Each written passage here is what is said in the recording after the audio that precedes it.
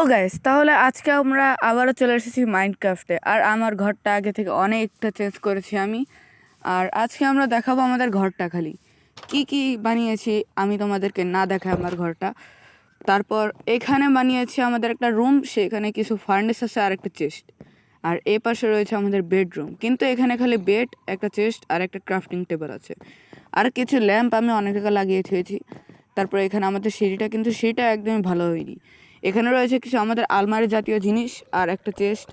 আর এখানে রয়েছে আমাদের অনেক কিছু ভালো কিছুই, আর কি বলবো, ল্যাম্প। আর এই যে আমাদের ছাদ, ছাদ বলতে বারান্দা তো না, অন্যরকম কিছু, যেটা তোমরা বাইরে থেকে দেখেছিলে ওটা।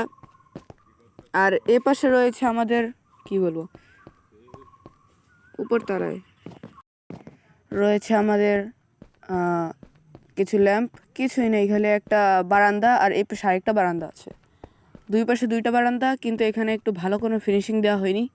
আশা করি পরবর্তীতে তোমাদেরকে না দেখে আমি বানিয়ে ফেলবো।